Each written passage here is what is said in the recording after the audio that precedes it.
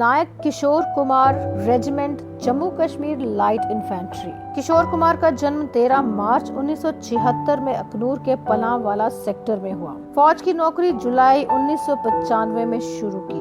फरवरी 2006 में ये जवान सियाचिन में शहीद हुआ। सियाचिन ग्लेशियर एक ऐसी सफेद भूमि जहां हमारी भारतीय सेना को हमेशा सचेत रहना होता है। सियाचिन में हमारे 10,000 के करीब सैनिक तैनात रहते हैं, जहां दिन का तापमान -40 डिग्री तक होता है और रात का -70 डिग्री तक पहुंच जाता है। बावजूद हमारी ग्रेट इंडियन आर्मी के जवान यहां मुस्तैदी से तैनात रहते हैं। दुश्मन की गोली से ज्यादा यहाँ का मौसम खतरनाक है। बर्फ की आंधी हो या हिमस्खलन हो, हमारे जवानों को यहाँ मुस्तैदी से अपनी ड्यूटी करनी होती है। सियाचिन में केवल 10% ऑक्सीजन ही है। ऐसे में हमारे जवान किसी भी सुपर हीरो से कम नहीं। सियाचिन में तैनात जवानों को सुपर हीरो बनाने के लिए स्पेशल ट्रेनिंग दी जाती है। ऐसी ही ट्रेनिंग ले किशोर कुमार एक सुपर हीरो बने और सियाचिन में अपनी ड्यूटी बखूबी निभाते हुए इसी सफेद चादर की रक्षा करते हुए माँ भारती के आंचल में समा गए। इस वीर की पत्नी सुनीता शर्मा अपने बीते दिनों को याद कर कहती है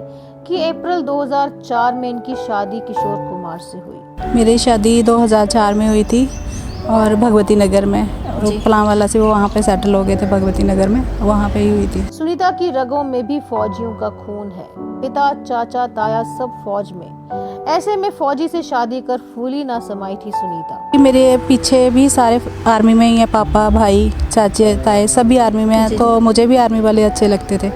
तो इसीलिए जब रिश्ता हुआ तो बहुत अच्छा लगा कि आर्मी वाले से रिश्ता जुड़ रहा है। जी। छोटी उम्र में शादी का मतलब घूमना फिरना, नई नई जगहें देखना, लेकिन वो सब ना हो पाया। यही था कि सारे आर्मी से ही रिलेटेड थे, तो आर्मी ही अच्छी लगती थी। बाहर जाना, घूमना, जगह जगह देखना, बस बचपना था। यही ख्वाहिश थी कि हाँ फौजी से शादी होगी तो बाहर घूमेंगे, जगह देखेंगे, ये करेंगे, वो करेंगे। घूमना फिरना तो बिल्कुल ना हो पाया और कोई त्योहार भी साथ ना मना पाए। इतना मौका ही नहीं मिला।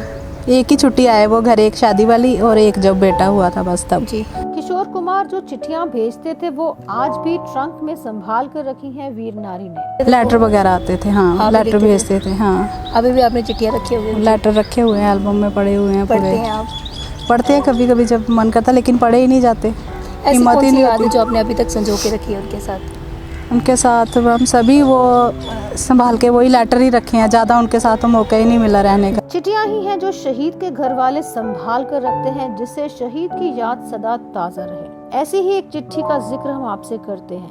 हिमाचल के रहने वाले सुधीर वालिया ने अपनी माँ के नाम एक चिट्ठी लिखी थी, जिसमें उन्होंने लिखा था, माँ मैं तेरे पास वापस आऊंगा और अगर नहीं आ पाया तो अगले जन्म फिर तेरी कोख से आऊंगा। यही चिट्ठियां शहीद के परिवार को जीने का मकसद देती हैं। 2 फरवरी 2006 को घर फोन आया कि किशोर कुमार बीमार हैं, लेकिन फिर एक फोन आया कि वो सियाचिन में शहीद हो चुके हैं। पहले तो उन्होंने फ़ोन किया उसी दिन 2 फरवरी को ही कि वो बीमार हैं, तो उनको हम लेके जा रहे हैं, लेकिन वहाँ पे मौसम पैक हो जाता है, उसकी वजह से हेली वहाँ पे जा नहीं पाया।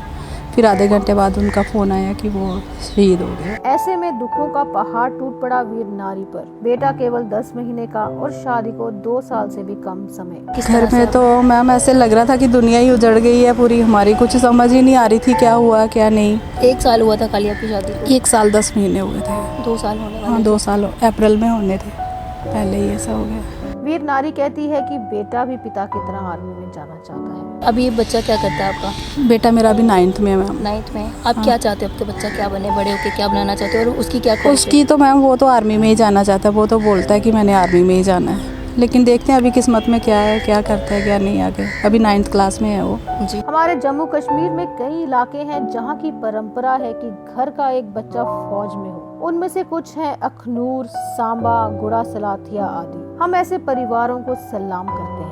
सियाचिन, रन ऑफ कच्छ कुछ ऐसे दुर्गम क्षेत्र हैं जहां हमारे जवान कठिन हालातों में मुस्तैद रहते हैं, लेकिन यहां ज्यादा मीडिया नहीं पहुंचता। हमारे जवानों को इसकी कोई परवाह नहीं। परवाह है तो केवल देश रक्षा की। वीर नारी कहती है कि पति देश की रक्षा करते हुए शहीद हुए, लेकिन सरकार की तरफ से ना तो एक्सग्रेशिया दिया गया और ना ही SRO 43 के तहत नौकरी। अगर सेंटर हमारा सपोर्ट करती है, फोर्स करती है, तो इनका भी फर्ज बनता है कि कुछ ना कुछ सपोर्ट करनी चाहिए जी।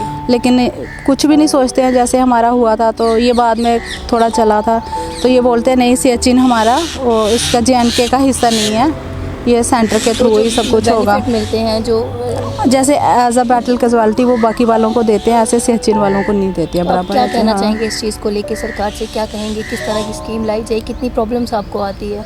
मैम वो तो आपको पता ही है कि लाइफ ही प्रॉब्लम है लाइफ, लेकिन जितना हो सके करना चाहिए सपोर्ट अभी आप अगर वो क्या कर करते सकते हैं। मैम घर में ही हूँ, मैं हाउस वाइफ हूँ। हाँ जी। तो घर का खर्चा वगैरह किस तरह से चलता है? वो इनकी पे वगैरह जो पेंशन मिलती है बस उसी से गुजारा कर रहे हैं। टाइम हो जाता है पास, चलो इतना है जी जी। कि आर्मी वालों की तरफ से जो मिलती है पे वगैरह उससे।